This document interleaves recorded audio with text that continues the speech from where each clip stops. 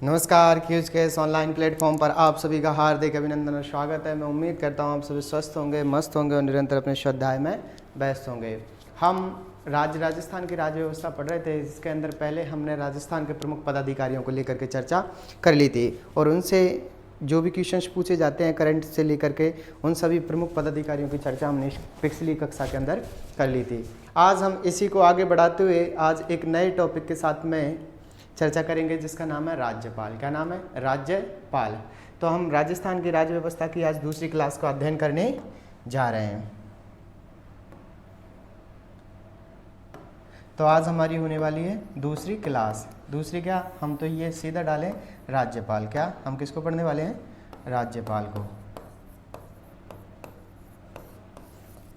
तो ये हम आज इस राज्यपाल से लेकर के वर्तमान जो पैटर्न है, वर्तमान के अंदर जैसे क्वेश्चंस पूछे जा रहे हैं, वर्तमान में जिस पैटर्न को फॉलो किया जा रहा है उसी के आधार पर हम इनकी चर्चा करते हुए आगे को बढ़ेंगे। क्योंकि यहाँ सिर्फ उद्देश्य ये नहीं है कि सिर्फ हमें पढ़ना है, यहाँ उद्देश्य है कि क्वेश्चंस को कैसे सॉल्व करना है, क्वेश्चंस को कैसे हैंडल करना है और किस प्रकार से हमें उसका उत्तर देना है, हमें किस प्रकार से उसके लिए रणनीति बनानी है, उन सभी के लिए चर्चा हम इसके अंदर करेंगे। तो आप सभी लिख लें राज्यपाल। राजस्थान की राज्य व्यवस्था का आज हमारी दूसरी क्लास है। कौन सी? राज्यपाल को लेकर के। सबसे पहले राज्यपाल से कुछ मोटी मोटी जानकारियाँ जो अनुच्छेद हैं उनसे हम बात कर लेते हैं। फिर इसके बाद में हम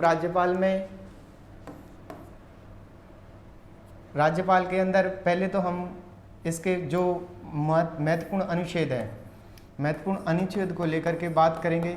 अनुच्छेदों के बाद में हम इसकी बात करेंगे कार्यपालिका शक्ति को लेकर के, कार्यपालिका शक्तियाँ कौन सी हैं इसके बाद में।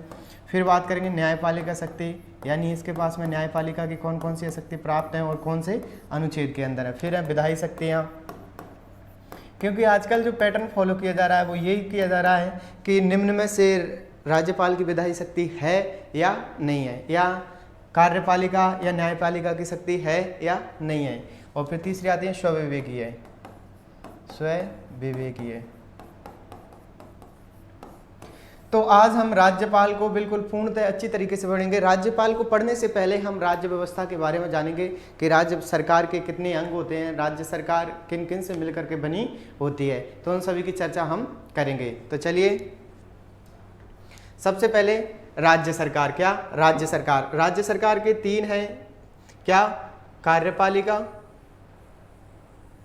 जो कानूनों को लागू कर पाएगी, विधायिका जो कानूनों का निर्माण करेगी, तीसरा न्यायपालिका। ठीक है। अब बात करें कार्यपालिका की, तो कार्यपालिका है 153 से लेकर के 167 तक। कितने तक? 100 अनुच्छेद 153 से लेकर के 167 तक किसका उल्लेख मिलता है? तो कार्यपालिका को उल्लेख मिलता है। 153 की बात करें तो क्या है? 153 के अंदर है राज्यपाल। क्या? राज्यपाल। ठीक है। 164 में मुख्यमंत्री को पढ़ेंगे, 163 में हम मंत्रिपरिषद को और 165 में महाधिवक्ता को। और भी महत्वपूर्ण अनुच्छेद हैं, इनसे संबंधित उनके बारे में अध्ययन करेंगे। बात करें विधायिका की, तो विधायिका इधर 153 से 167, विधायिका शुरू होगी 68 से 212 तक। कितने तक? 212 तक। इसमें क्या है? 168 में विधानमंडल है और 169 में विधान परिषद है और 170 में विधानसभा। वापस 168 में तो पूरा विधानमंडल क्या है? विधानमंडल। 169 की बात करें तो विधान परिषद, 170 की बात करें तो विधानसभा। फिर 171, 172 में इनके कार्यकाल को दर्शाया गया है। इनके विधान परिषद को लेकर के हम 169 के अंदर बात करेंगे किस प्रकार से विधान परिषद का गठन होता है और समाप्त किया जाता है। बाद बाकी विधान परिषद सदन गठन 169 में और संरचना देखने को मिलती है 171 में। ठीक है। वापस कार्यपालिका का काम है कानूनों को लागू करना, विधायिका का काम है कानूनों का निर्माण करना। आगे है हमारी न्यायपालिका, यानी कि जिसके अंदर हम हाई कोर्ट और अपने जो डिस्ट्रिक्ट कोर्ट हैं और इनके अधीनस्थ जो कोर्ट हैं उनके बारे में अध्ययन करेंगे। ठीक है। क्योंकि कोर्ट तीन प्रकार से हैं, हाई कोर्ट, डिस्ट्रिक्ट कोर्ट और तीसरे जो अपने तहसील पर स्थित होते हैं। ठीक है ना, तहसील कोर्ट। तो हम तीनों कोर्टों के बारे में अध्ययन करेंगे किसके अंदर? न्यायपालिका के अंदर। इसके बात करें 214 से लेकर के 237 तक। कहाँ से है? 214 से 237 तक। 214 कहता है कि प्रत्येक राज्य में एक उच्च न्यायालय होगा और इसका विस्तार केंद्र शासित प्रदेशों तक भी हो सकता है 230 के अनुसार। तो हम इन सभी की चर्चाएं लेकर के करने वाले हैं। सबसे पहले हम चर्चा करेंगे राज्यपाल की, किसकी, बिल्कुल लाइन टू लाइन, यानी कि प्रत्येक को क्रम के अनुसार एक निश्चित क्रम से चलते हुए आगे बढ़ेंगे, जिससे हमें ये रेगुलरिटी और ये निरंतरता से अच्छे से समझ में आते रहें। तो सबसे पहले हम पढ़ेंगे राज्यपाल को, उसके बाद में पढ़ेंगे मुख्यमंत्री को, फिर उसके बाद में मंत्रिपरिषद को, फिर महाधिवक्ता को, उसके बाद में विधानमंडल को पढ़ेंगे जिसके अंदर विधानसभा और विधान परिषद को पढ़ेंगे। ये हम 168 से 212 तक पढ़ेंगे। न्यायपालिका को पढ़ेंगे 214 से 237 तक, क्योंकि 232 तक हमें क्या मिलता है, तो हाई कोर्ट मिलता है, ठीक है। 214 से 232 तक हाई कोर्ट मिलता है और डिस्ट्रिक्ट कोर्ट मिलते हैं हमें 33 से 37 तक, ठीक है। हम जितने भी उच्च न्यायालय के मुख्य न्यायाधीश के लिए क्या योग्यता है वगैरह सब बारीकी से जीरो से लगा करके हम अंत तक पढ़ेंगे। बात करें 214 से 232 तक उच्च न्यायालय, अधीनस्थ न्यायालय है 233 से 237 तक, और इनका निर्माण क्या है, कानूनों की जांच करना।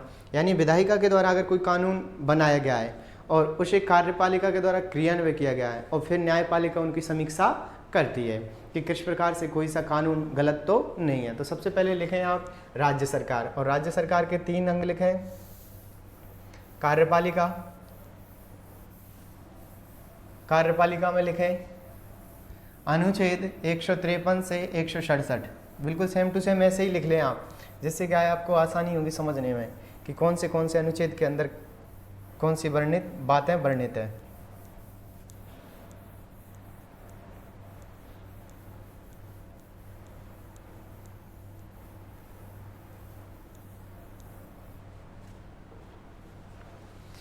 कार्यपालिका में 153 में से लेकर के 167 तक, यानी कि 167 तक किसका देखने को मिलता है हमें, तो कार्यपालिका। 167 ये कहता है कि जो आपके राज्य का राज्यपाल है वो मुख्यमंत्री से सूचना मांग सकता है, कभी भी सूचना की आवश्यकता है तो मुख्यमंत्री से सूचना मांग सकता है। 164 ये कहता है कि राज्य का राज्यपाल प्रत्येक जो विधानसभा में बहुमत दल प्राप्त नेता है उसको मुख्यमंत्री नियुक्त करेगा। ध्यान रखना, मुख्यमंत्री को नियुक्त किया जाता है, क्योंकि ऑप्शन में आते हैं निर्वाचित, मनोनीत, नियुक्त, तो हमारा आंसर क्या होगा, मुख्यमंत्री हमेशा नियुक्त किया जाता है, इसको निर्वाचित नहीं किया जाता, ठीक है। आगे बात करें महाधिवक्ता, एडवोकेट जनरल, ये क्या है, ये राज्य की तरफ से पैरवी करता है और ये राज्य का मुख्य वकील होता है, कौन सा, महाधिवक्ता, ठीक है। आगे इसका काम लिख लेना, कानूनों को लागू करना, क्या है, कानूनों का लागू करना। उसके बाद में विधायिका में लिखें 168 से 212 तक, 168 में विधानमंडल, 168 में विधानमंडल, हालांकि हम इसकी बात करें 69 में विधान परिषद, 70 में विधानसभा, 171 में संरचना, 172 में कार्यकाल। तो इन सभी को लेकर के हम आसानी से चर्चा करने वाले हैं। फिर 214 प्रत्येक राज्य के अंदर एक उच्च न्यायालय होगा और 237 तक चलता है, ठीक है। तो इसका काम क्या है, कानूनों की जांच करना, ठीक है। लिख लिया सबने, आँख में पता नहीं क्या चला गया,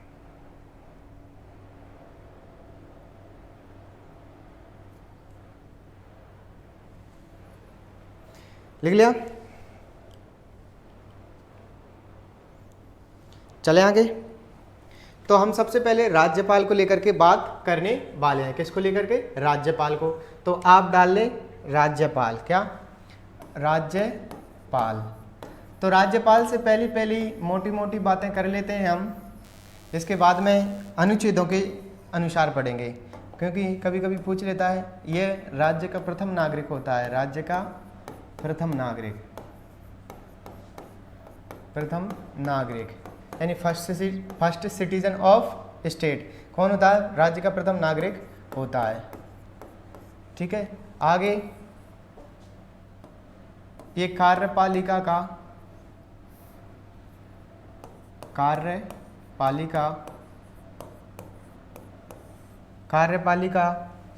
का नाममात्र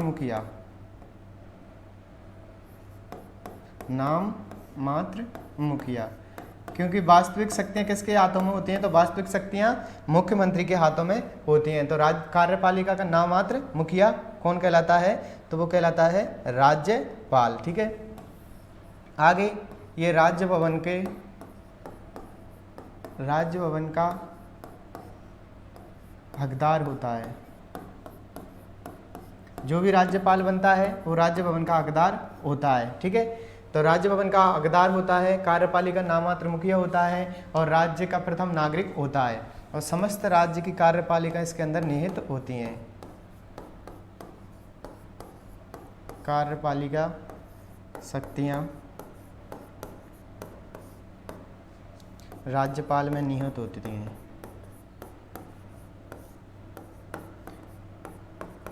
और ये आर्टिकल कौन सा है जो हमें ये बताता है, तो ये आर्टिकल है 154, यानी 154वां अनुच्छेद कहता है कि राज्य की जो समस्त कार्यपालिका शक्ति हैं किसके अंदर निहित होती हैं, तो राज्यपाल के अंदर। अभी हाल ही में क्वेश्चन पूछा गया था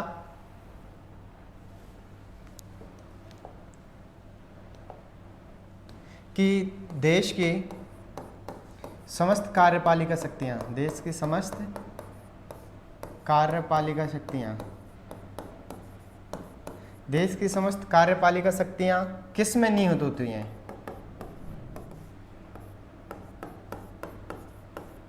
निहित होती हैं। तो देश की बात करें तो देश की समस्त कार्यपालिका शक्तियां किस में निहित होंगी, तो वो होंगी राष्ट्रपति में। किस में, राष्ट्रपति में। दोनों को एक साथ में थोड़ा सा और याद रख सकते हो, जिस प्रकार से राज्य का प्रथम नागरिक होता है उसी प्रकार से देश का प्रथम नागरिक कौन होता है, तो राष्ट्रपति। कौन होता है, राष्ट्रपति।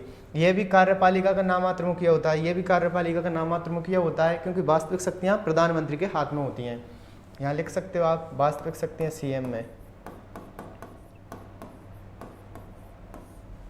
वास्तविक शक्तियां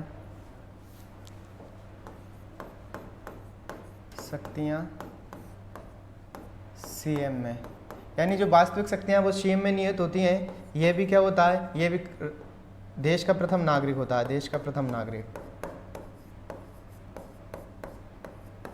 इसको थोड़ा सा ऐसे ही याद रख लें जिससे और कंबाइंड में याद हो जाए। ठीक है, ये भी क्या होता है, ये कार्यपालिका का नाममात्र का प्रमुख होता है, क्योंकि वास्तविक शक्तियां किस में निहित होती हैं, तो पीएम में निहित होती हैं। ये जो राष्ट्रपति भवन है उसका हकदार होता है, राष्ट्रपति भवन का हकदार होता है। और कार्यपालिका की शक्तियां समस्त, यानी देश की समस्त कार्यपालिका शक्तियां किस में निहित होती हैं, तो राष्ट्रपति के अंदर निहित होती हैं। तो ये राष्ट्रपति और राज्यपाल। ठीक है, बात करें राज्यपाल को, तो राज्यपाल के पद का उल्लेख किस में मिलता है, तो अनुच्छेद 153 में। ठीक है, क्या मिलता है, अनुच्छेद 153 में हमें क्या देखने को मिलता है, राज्यपाल। क्या देखने को मिलता है कि प्रत्येक राज्य के अंदर एक राज्यपाल होगा। क्या होगा, प्रत्येक राज्य के अंदर एक राज्यपाल होगा। तो अब हम राज्यपाल को लेकर के ही चर्चा करते हैं।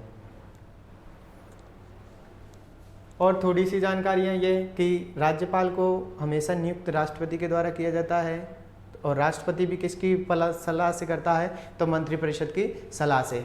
हाँ, ये प्रथा है कि संबंधित राज्य के सीएम से उसके बारे में सलाह ली जाए, यानी जिस राज्य के अंदर उसे नियुक्त किया जा रहा है, जो वहाँ के मुख्यमंत्री हैं, उनसे इसके बारे में सलाह मशवरा कर लिया जाए। ठीक है, तो राज्यपाल को नियुक्ति करा देते हैं, और नियुक्ति होने के बाद में जो हाई कोर्ट के मुख्य न्यायाधीश हैं उनके द्वारा इनको शपथ दिला दी जाती है। ठीक है, और फिर इनकी सेवा शर्तें निर्धारित की जाती हैं। इनकी बात करें वेतन को लेकर के, तो वेतन तो निर्धारण करती है राज्य सरकार, केंद्र सरकार। राज्य सरकार जब तक ये कार्यरत हैं, यानी जब तक ये कार्य करेंगे, जब तक कार्य करेंगे तो वेतन कौन देगा, तो वेतन देगा राज्य सरकार। कौन सी सरकार, राज्य सरकार। लेकिन जब इनको पेंशन की बारी आएगी, पेंशन देगी, तो पेंशन देगी वो सेंट्रल गवर्नमेंट। कौन सी, सेंट्रल गवर्नमेंट, यानी केंद्र सरकार। वेतन अगर जब तक कार्यरत है तब तक तो वेतन राज्य सरकार देगी, लेकिन जब पेंशन मिलेगी, यानी जब पेंशन होगी, तो इनके लिए केंद्र सरकार के द्वारा पेंशन दी जाएगी। ठीक है, तो ये राज्यपाल से लेकर के महत्वपूर्ण बातें थी। अब वापस करते हैं राज्यपाल को शुरू से लेकर के।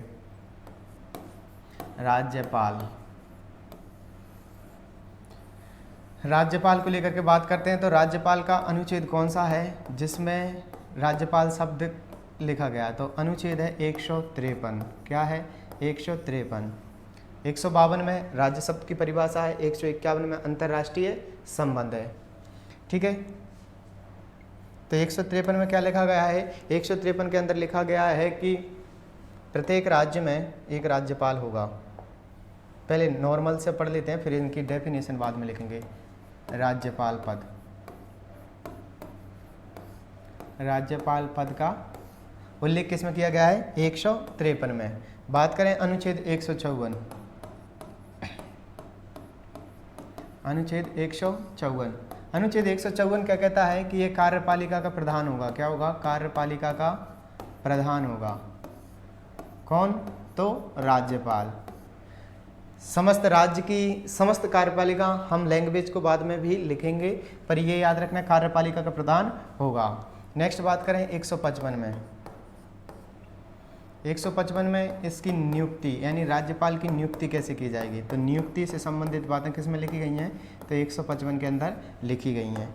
आगे बात करें हम 156 में क्या लिखा गया है? 155 के अंदर लिखा गया है राज्यपाल की नियुक्ति को लेकर। 156 में अनुच्छेद 156, अनुच्छेद 156 क्या कहता है? अनुच्छेद 156 कहता है कि इसमें राज्यकाल का कार्यकाल है, कार्यकाल या पदावधि। ठीक है। 157 क्या कहता है? 157 कहता है, अनुच्छेद 157 कहता है कि इसमें राज्यपाल की जो अर्हता हैं या योग्यता हैं, अर्हताएं या योग्यताएं, उनका उल्लेख किस में मिलता है? तो अनुच्छेद 157 में। तो राज्यपाल में पद होगा 53 में, 54 में कार्यपालिका प्रधान, 155 में नियुक्ति होगी, 156 में कार्यकाल और 157 में अर्हताएं या योग्यताएं। अब बात करें 158 में, अनुच्छेद 158, तो अनुच्छेद 158 क्या कहता है? ये अनुच्छेद 158 बताता है इनकी किसको? तो अनुच्छेद 158 जो पद से संबंधित शर्तें होती हैं, क्या होती हैं? पद से संबंधित शर्तें, पद से संबंधित शर्तें, सीधा लिख लो आप तो शर्तें, जब लिखनी है बाद में तो फिर क्या है? पद से संबंधित शर्तें किस में है? तो अनुच्छेद 158 में। लास्ट अनुच्छेद 159, कौन सा? 59। अनुच्छेद 159 क्या बताता है? इनकी शपथ को लेकर, किसको लेकर के? शपथ को लेकर के बात करता है। तो ये राज्यपाल से संबंधित महत्वपूर्ण, आगे वालों में हम पढ़ेंगे, तब तक ये याद रखना राज्यपाल का पद, राज्यपाल का पद 153, राज्यपाल की कार्यपालिका का प्रधान, कार्यपालिका का प्रधान, राज्य की समस्त कार्यपालिका का प्रधान राज्यपाल होगा। अनुच्छेद 155 नियुक्ति, कौन सी? नियुक्ति। आगे बात करें अनुच्छेद 156 कार्यकाल, यानी कि कार्यकाल किसके अंदर? 156 में या पदावधि। बात करें 157 की, तो 157 में अर्हताएं या योग्यताएं, क्या? अर्हताएं या योग्यताएं। बात करें अनुच्छेद 158 की, तो अनुच्छेद 158 में क्या है? शर्तें। बात करें अनुच्छेद 159 की, तो इसमें क्या है? शपथ। क्या है? क्या है? शपथ। तो क्या बन जाएगा? पीके ने कास, पीके ने कास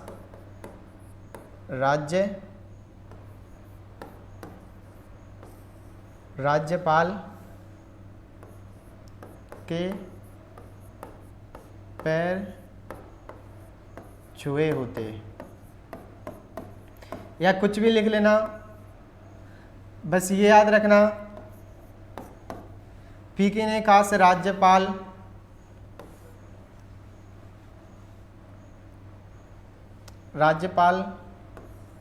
को जाना होता, लिख लो आप तो, जाना होता। इसमें हमारे सभी अनुच्छेद जो महत्वपूर्ण राज्यपाल से संबंधित पूछे जाते हैं तो सभी आ जाएंगे कैसे? पीछे पद, ठीक है। कैसे आ जाएगी इसकी? कार्यपालिका का प्रधान, क्या हो जाएगा? कार्यपालिका का प्रधान। कार्यपालिका का प्रधान नैन से क्या हो जाएगा? नियुक्ति। क्या हो जाएगी? नियुक्ति। नियुक्ति के बाद में आगे, नियुक्ति के बाद में बात करें हम के, तो कैसे? कार्यकाल। क्या हो जाएगा? कैसे? कार्यकाल। आगे एस से हो जाएंगी शर्तें। क्या हो जाएंगी? शर्तें। और फिर शपथ। क्या हो जाएगी, शपथ। पद का उल्लेख किस में है, 153। 153 में क्या है, पद। 154 में क्या है, कार्यपालिका का प्रधान होगा। 155 में क्या है, नियुक्ति। क्या है, नियुक्ति। 156 में क्या है, 156 में है कार्यकाल। फिर 100 सॉरी कार्यकाल, हाँ सही है। और फिर यहाँ से अहर्ताएँ या योग्यताएँ, अहर्ताएँ ठीक है, या योग्यताएँ। वापस 153 में पद हो जाएगा, 154 में कार्यपालिका का प्रधान हो जाएगा, 155 में नियुक्ति हो जाएगी, 156 में कार्यकाल हो जाएगा और 157 में इसकी पद की अहर्ताएँ और योग्यताएँ हो जाएंगी। बात करें 157 की, 157 के बाद 158 में हो जाएंगी इसकी शर्तें और 159 में हो जाएगी इसकी शपथ। क्या हो जाएगी, शपथ। तो ये तो थे राज्यपाल से बनने वाले महत्वपूर्ण अनुच्छेदों को आप आसानी से याद रख सकते हो। राज्यपाल पीके ने खास राज्यपाल को जाना होता, वापस पद, कार्यपालिका का प्रमुख होगा, नियुक्ति होगी, कार्यकाल है, अहर्ता योग्यता है, यहाँ पर सेवा है और यहाँ पर शर्तें हैं और शर्तें या सेवाएं, यहाँ पर है शपथ। ठीक है, अब हम इनकी बात करेंगे कि कार्यपालिका प्रधान होता है, इसको नियुक्ति किसके द्वारा दिलवाई जाती है, किनके कहने पर इसको नियुक्त किया जाता है, कौन सी परंपराएं हमें देखने को मिलती हैं वर्तमान में। फिर बात करेंगे इनका कार्यकाल कितना होता है। वैसे इनका कार्यकाल राष्ट्रपति के प्रसाद पर्यंत तक होता है। कब तक होता है, राष्ट्रपति के प्रसाद पर्यंत तक होता है। बात करें अहर्ताएं कौन सी होनी चाहिए, भारत का नागरिक होना चाहिए, इनकी एज क्या होनी चाहिए और क्वालिफिकेशन क्या होनी चाहिए। आगे शर्तें, तो इनके लिए कौन कौन सी शर्तों की बाध्यता है, इनको शपथ कौन दिलाता है। तो ये तो आप आसानी से इनको छोटी छोटी चीज़ों को याद रख लेना। हाईकोर्ट के न्यायाधीश या मुख्य न्यायाधीश के द्वारा इनको शपथ दिलाई जाती है। मुख्य न्यायाधीश नहीं है तो उनकी जगह पर अगर कौन बुला सकते हैं तो अन्य न्यायाधीश इनको शपथ दिला सकते हैं। तो ये हो जाता है हमारा पी से पद, के से कार्यपाल, ने से नियुक्ति, के से कार्यपालिका का प्रधान, कार्यकाल, ए से अहर्ताएं, सेवा, शर्तें और फिर शपथ। तो ये था राज्यपाल से लेकर के। अब हम एक एक अनुच्छेद को विस्तृत तरीके से पढ़ते हुए चलेंगे जिससे एक भी क्वेश्चन छूटने की गुंजाइश ना रहे। तो चलिए शुरुआत करते हैं आगे। ठीक है, वही है अनुच्छेद 153 में। अच्छा लिख लो इसको, अब लिखो राज्यपाल में लिखो अनुच्छेद 153 राज्यपाल का पद, अनुच्छेद 154 कार्यपालिका का प्रधान, अनुच्छेद 155 नियुक्ति,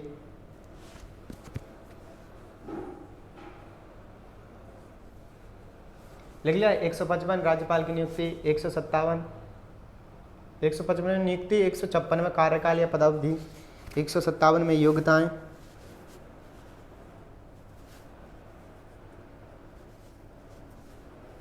157 में योग्यताएं या अहर्ताएं, 158 में राज्यपाल से संबंधित शर्तें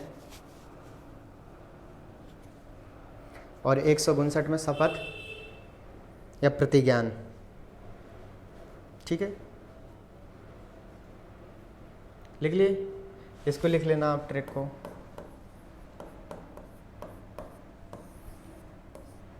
क्योंकि ये तुम्हें लहराएगी, बहकाएगी, महकाएगी, पर लिखना हमें ना बहकना, ना महकना, ना लहरना है और एग्ज़ाम्स को अच्छी तरीके से हैंडल करना है। अच्छी तरीके से हमें उसमें परफॉर्मेंस दिखानी है और हमें सिलेक्शन लेना है। बात करें सबसे पहले अनुच्छेद 157 यानी योग्यताओं को लेकर के बात कर लेते हैं।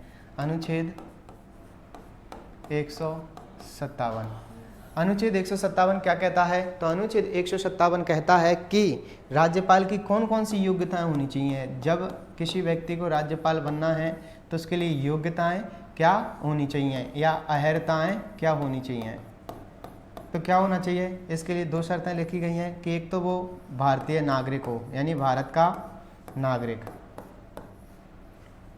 क्या होना चाहिए? वो भारत का नागरिक होना चाहिए, भारत का नागरिक होना चाहिए। दूसरा, उसकी जो आयु है वो आयु कितनी वर्ष होनी चाहिए? तो वो आयु होनी चाहिए उसकी कितनी वर्ष? तो आयु होती है मिनिमम 35 वर्ष। 35 वर्ष की आयु प्राप्त कर लेनी होनी चाहिए, तभी जाकर उस व्यक्ति को क्या बनाया जा सकता है, उसे राज्यपाल नियुक्त किया जाता है। तो 157 में क्या लिखा गया है, राज्यपाल की योग्यताएं या हैरताएं कि भारत का नागरिक होना चाहिए, आयु 35 वर्ष पूर्ण कर लेनी चाहिए। तो ये हो गया 157। नेक्स्ट बात करते हैं हम 158 पद से संबंधित शर्तें। ठीक है, अच्छा यहाँ लिख ही रहे हैं, चलो। अनुच्छेद 157 में योग्यताएं हो गई, भारत का नागरिक होना चाहिए और न्यूनतम आयु कितनी होनी चाहिए, 35 वर्ष। अब शर्तें कौन कौन सी होनी चाहिए, अनुच्छेद 158। अनुच्छेद 158 कहता है कि राष्ट्रपति राज्यपाल के पद से संबंधित सेवा व शर्तें, सेवा शर्तें क्या होनी चाहिए, संसद या विधानमंडल का सदस्य ना हो, यानी कि वो ना तो संसद का सदस्य होना चाहिए, जो हमारी लोकसभा और राज्यसभा है उनमें से किसी का सदस्य नहीं होना चाहिए, ना विधानमंडल, यानी ना तो विधानसभा का और ना विधान परिषद का। सेकंड, किसी भी लाभ के पद पर ना हो, यानी कि ऐसा कोई पद जिससे लाभ हो, यानी कि जिससे पैसे की प्राप्ति हो, ऐसे पद पर ना हो। सेकंड कंडीशन, पहला संसद या विधानमंडल का सदस्य नहीं होना चाहिए, दूसरा किसी लाभ के पद पर नहीं होना चाहिए। तीसरा, शासकीय आवास का हक होगा, मैंने बता दिया राज्य भवन का हक होगा। एक व्यक्ति एक से अधिक राज्यों का राज्यपाल होगा तो वेतन निर्धारण राष्ट्रपति करेगा। अगर एक व्यक्ति एक से अधिक राज्यों का राज्यपाल बन जाता है, अगर एक व्यक्ति को एक से अधिक राज्यों के राज्यपाल के रूप में नियुक्त कर दिया जाता है तो उसके वेतन को लेकर के, उसका जो भी वेतन है उसको लेकर के राष्ट्रपति निर्णय करेंगे कि उनको कितना वेतन देना है। तो लिखें अनुच्छेद 157 में योग्यताएं, योग्यताओं में लिखें भारत का नागरिक होना चाहिए और न्यूनतम आयु 35 वर्ष। सेकंड, अनुच्छेद 158 विधानमंडल का सदस्य हो।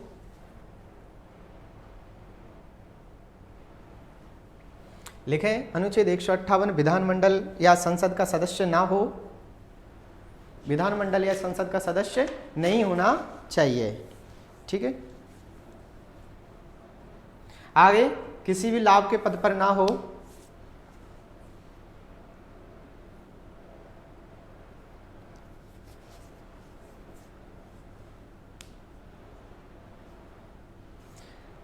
तीसरा, शासकीय आवास का हक होगा।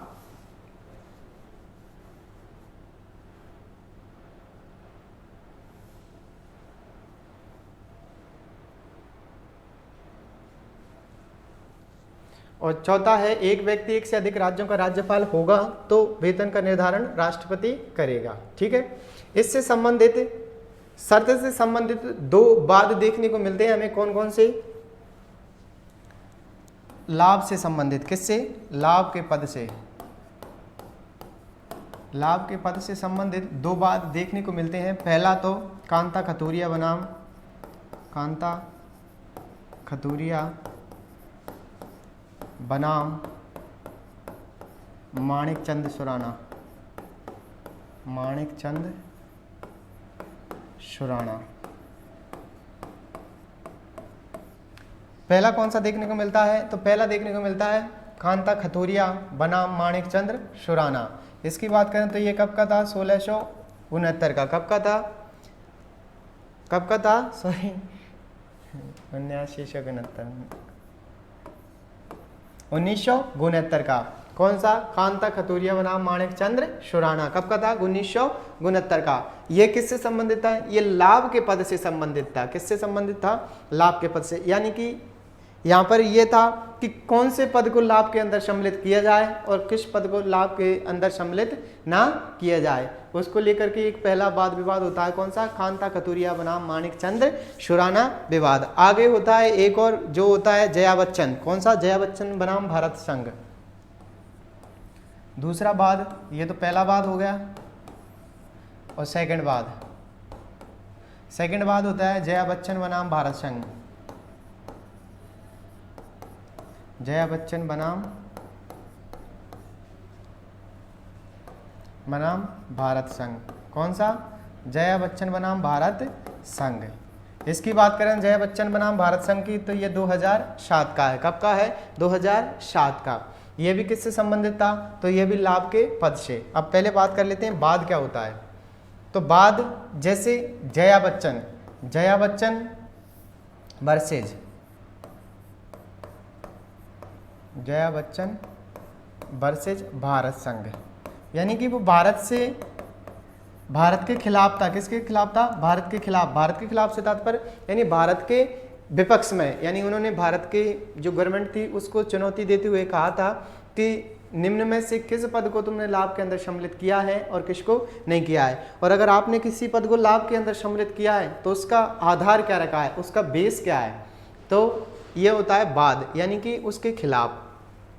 ऐसे ही कांता खतूरिया ने माणिक चंद्र शुराना जो पीठ थी उसके खिलाफ, उनके दोनों में ये विवाद होता है। तो ये किससे संबंधित थे? लाभ के पद से। कौन कौन से? कांता खतूरिया बनाम माणिक चंद्र शुराना 1969 और जया बच्चन बनाम भारत संघ 2007 का। कौन सा? 2007 का। अब बात करते हैं नियुक्ति की। किसकी? तो इसकी नियुक्ति को लेकर के कौन कौन से काम बनते हैं। तो सबसे पहले तो नियुक्ति का याद होना चाहिए कि कौन से आर्टिकल के तहत है। तो नियुक्ति की बात की थी हमने 155 में। किसमें? अनुच्छेद 155। अनुच्छेद 155 क्या कहता है? राज्यपाल की नियुक्ति। क्या कहता है? नियुक्ति। तो राज्यपाल की नियुक्ति से संबंधित कौन कौन सी बातें हैं। तो हम बात करें राज्यपाल, तो राज्यपाल को नियुक्त करने का जो काम करता है वो करता है राष्ट्रपति। कौन? राष्ट्रपति। लेकिन राष्ट्रपति ये तो है नहीं कि उसके जो जी में आया, जो मन में आया उसको राष्ट्रपति ने राज्यपाल को नियुक्त कर दिया, बिल्कुल नहीं। तो ये करता है मंत्रिपरिषद की सलाह पर। किस पर? मंत्रिपरिषद की सलाह पर। राष्ट्रपति राज्यपाल की नियुक्ति के लिए क्या करेगा? मंत्रिपरिषद से सलाह विमर्श करेगा। मंत्रिपरिषद से सलाह व परामर्श से, मंत्रिपरिषद से क्या लेगा? सलाह और परामर्श लेगा। उसके बाद में राज्यपाल की नियुक्ति करेगा। एक और है कि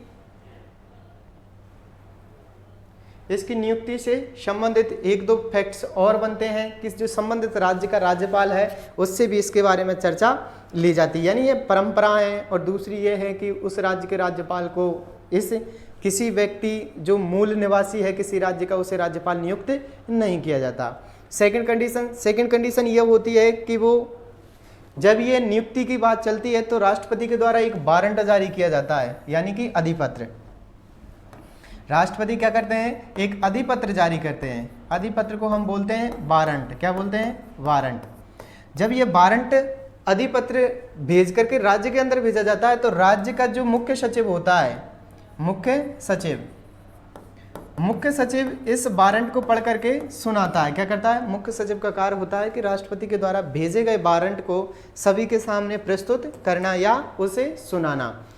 तब वह कहता है कि यहाँ पर किसको राज्यपाल नियुक्त किया गया है। वापस राज्यपाल को नियुक्त करने का काम राष्ट्रपति के द्वारा किया जाता है और राष्ट्रपति राज्यपाल को मंत्रिपरिषद की सलाह व परामर्श से नियुक्त करता है। और राज्यपाल के लिए एक अधिपत्र जो कि राष्ट्रपति के द्वारा जारी किया जाता है, इसे मुख्य सचिव के द्वारा पढ़कर सुनाया जाता है। वर्तमान में मुख्य सचिव कौन है हमारी? उषा शर्मा। Very good. सुनाया जाता है। क्या किया जाता है? तो इससे नियुक्त पत्र को पढ़ करके सुनाया जाता है। अब इससे संबंधित दो परंपराएं। ऐसा नहीं है कि इनका उल्लेख संविधान के किसी भी अनुच्छेद या आर्टिकल के अंदर मिलता है। ये सिर्फ परंपराएं। क्या है? परंपराएं। पहली क्या है? पहली तो यह है कि राज्य से यानी राज्य का मूल निवासी ना हो। राज्य का मूल निवासी ना हो। अगर राजस्थान के अंदर राज्यपाल की नियुक्ति की जा रही है, तो राज्यपाल को छोड़ करके, जो हमारा यहाँ के व्यक्तियों को छोड़ करके किसी अन्य राज्य के किसी भी व्यक्ति को राज्यपाल नियुक्त किया जा सकता है, नो डाउट। ओके, तो इसमें कोई संदेह नहीं है। ये सिर्फ परंपरा है, संविधान के अंदर इनका कोई भी उल्लेख नहीं है। सेकंड परंपरा यह है कि जो राज्य का सीएम है, राज्य के मुख्यमंत्री, तो सीएम से सलाह ली जाती है।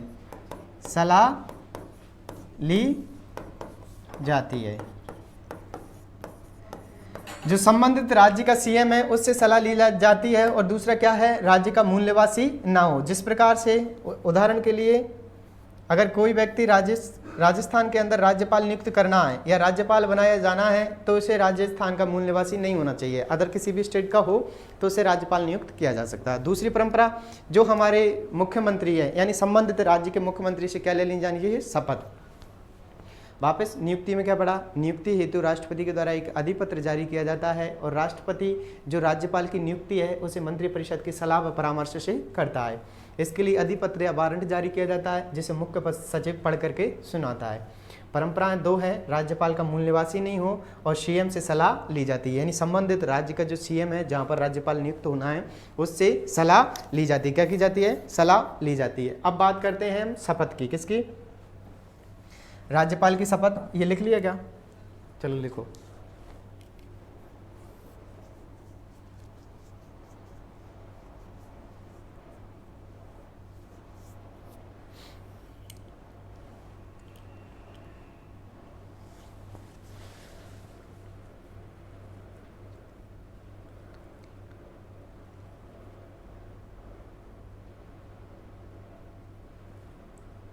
लिख लिया। नेक्स्ट, अब बात करते हैं हम शपथ को लेकर के, ठीक है। तो शपथ का उल्लेख किस में मिलता है, शपथ का उल्लेख यानी राज्यपाल से संबंधित जो शपथ है उसका उल्लेख किस अनुच्छेद के अंदर मिलता है, तो 159 में पढ़ा था ना। 158 में तो जो शर्तें थी यानी सेवाएं थी और 159 में क्या थी, शपथ। क्या थी, शपथ। अब बात आती है कि राज्यपाल को शपथ कौन दिलाएगा। इनको नियुक्त तो कर दिया राष्ट्रपति के द्वारा मंत्रिपरिषद की सलाह पर, अब राज्य के अंदर आ जाते हैं और राज्य के अंदर आने के बाद में इनको शपथ कौन दिलाए। तो शपथ के लिए प्रावधान किया गया है अनुच्छेद 159 में, लिखा गया है कि राज्य के उच्च न्यायालय के मुख्य न्यायाधीश के द्वारा, उच्च न्यायालय के मुख्य न्यायाधीश द्वारा क्या कहा गया है कि जो शपथ दिलाने का कार्य करेगा वो कौन करेगा, अनुच्छेद 159 में कि जो राज्य के उच्च न्यायालय है और उच्च न्यायालय के जो मुख्य न्यायाधीश हैं वो क्या करेंगे, राज्यपाल को शपथ दिलाएंगे। अब बात करते हैं जब ये मुख्य न्यायाधीश ना हो, यानी उस राज्य के अंदर जिसके अंदर राज्यपाल को नियुक्त किया गया है वहाँ पर अगर मुख्य न्यायाधीश नहीं है तो उस कंडीशन में कौन शपथ दिलाएगा, तो जो राज्य के वरिष्ठ न्यायाधीश हैं, राज्य के वरिष्ठ न्यायाधीश से तात्पर्य यानी कि इनकी जगह पर या तो कार्यवाहक राष्ट्रपति कार्यवाहक मुख्य न्यायाधीश हो सकता है या जो अन्य वरिष्ठ न्यायाधीश हैं जो कि उस सेवा में लंबे समय से कार्यरत हैं, तो क्या करेंगे, वो उनको शपथ दिला देंगे।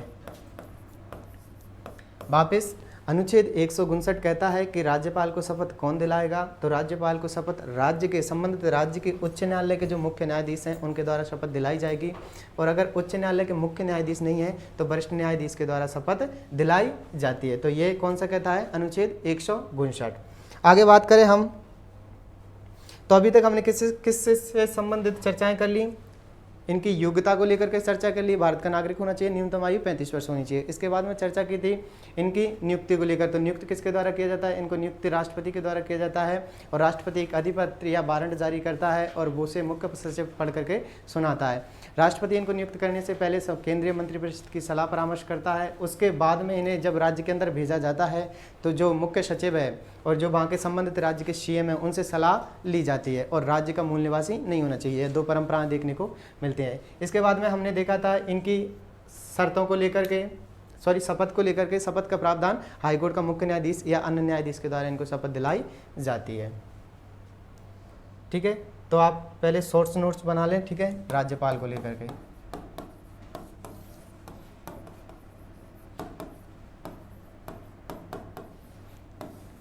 क्योंकि चीज़ों को सॉर्ट आउट होना बहुत ज़रूरी है, नहीं तो ऐसे लंबे कहाँ तक पढ़ेंगे। तो राज्यपाल की बात करें, पद 153 यानी पद, ठीक है, 154 कार्यकाल यानी कार्यपालिका का प्रधान होगा, 155 नियुक्ति, क्या होगी, नियुक्ति होगी 155 में। इसके बाद में बात करते हैं 156, तो 156 में इसका क्या है, कार्यकाल या पदावधि, क्या है, कार्यकाल या पदावधि। एक सेकंड अच्छे से लिखो। पद, ठीक है। आगे कार्यपालिका का प्रधान, कार्यपालिका का प्रधान, ठीक है। और प्रधान के लिए हमने क्या यूज़ किया था, के, यानी कार्यपालिका का प्रधान। आगे बात करें 155 यानी नियुक्ति, नियुक्ति को लेकर के बात की थी ने से, किससे, ने से। आगे बात करें 156 में नियुक्ति हो जाने के बाद में क्या किया था, इनका कार्यकाल या पदावधि, कार्यकाल या पदावधि। और कार्यकाल और पदावधि को हमने किससे दर्शाया था, के से। बस ये है डिफरेंस करना कि जो हमारा पहला वाला के है वो राज्य की समस्त कार्यपालिका शक्तियों को निहित करता है, और जो दूसरा वाला के है जो उसके कार्यकाल या पदावधि को दर्शाता है। बात करें 157 की, तो ये अनुच्छेद क्या कहता है, 157 कहता है कि जो कार्यकाल है इसके बाद में अहर्ताएँ या योग्यताएँ, अहर्ताएँ या योग्यताएँ, अहर्ताएँ या योग्यताएँ यानी कि इससे संबंधित कौन सी योग्यताएँ होनी चाहिए। बात करें 158 की, तो 158 ये कहता है, इसके लिए ये लिख लें यहाँ पे ना, 158 कहता है कि इससे संबंधित शर्तें या सेवाएं। तो संबंधित शर्तें और सेवाओं के बारे में हमने बात कर ली, यानी एस से दर्शाते हैं। बात करें 159 की, तो 159 में क्या बताया गया था, इसकी शपथ को लेकर के। तो इसको शपथ को कौन दिलाएगा, जो उच्च न्यायालय के न्यायाधीश हैं, मुख्य न्यायाधीश हैं, अब वरिष्ठ न्यायाधीश हैं, उनके द्वारा शपथ दिलाई जाएगी, यानी कि एस। तो कैसे बनाएंगे, पी के ने कास, ठीक है। ये होगा तुम्हारा राज्यपाल। बस ये 4 चीज़ें याद करनी है, इसमें राज्यपाल खत्म। बस ये याद रखना है, नियुक्ति राष्ट्रपति के द्वारा की जाती है, केंद्रीय मंत्रिपरिषद की सलाह पर की जाती है, और इसके लिए एक अधिपत्र या वारंट जारी किया जाता है जिसे मुख्य सचिव पढ़ करके सुनाता है। बात करें कार्यकाल, राष्ट्रपति के प्रसाद पर्यंत तक ये कार्यकाल करते हैं। बात करें पद की, तो 153 के अंदर राज्यपाल में प्रत्येक राज्य के अंदर एक राज्यपाल होगा। बात करें 7वें संविधान संशोधन, 7वें संविधान संशोधन में ये कहा गया कि एक व्यक्ति एक से अधिक राज्यों का भी राज्यपाल हो सकता है, लेकिन अब जब एक से अधिक राज्यों का राज्यपाल होगा तो उसका वेतन का निर्धारण राष्ट्रपति के द्वारा किया जाएगा। बाद बाकी हमने ये भी देखा था कि इसको जो वेतन दिया जाता है राज्य सरकारों के द्वारा दिया जाता है, और जो उसको पेंशन दी जाती है वो केंद्र सरकार के द्वारा दी जाती है। बात करें आगे कार्यकाल राष्ट्रपति के प्रसाद पर्यंत तक, योग्यताओं में पढ़ा था कि वो भारत का नागरिक होना चाहिए और 35 वर्ष की न्यूनतम आयु होनी चाहिए। शर्तों को और फिर शपथ को बात कर ली थी, उच्च न्यायालय के मुख्य न्यायाधीश के द्वारा शपथ दिलाई जाती है। तो आज के लिए सिर्फ इतना है, क्योंकि समय का अभाव है। तो कल की कक्षा में हम मिलते हैं राष्ट्रपति की जो स्वविवेकीय विधायी और कार्यपालिका शक्तियाँ हैं उनको लेकर के। उम्मीद और आशा करता हूँ कि आपको ये क्लास अच्छे से समझ में आई होगी और आप इन कक्षाओं का भरपूर आनंद ले रहे होंगे। आज के लिए सिर्फ इतना ही, मिलते हैं कल की कक्षा में। जय हिंद, जय भारत। मैं संदीप भाई से बुला रहा हूँ, तुम बैठ लो, कोई दिक्कत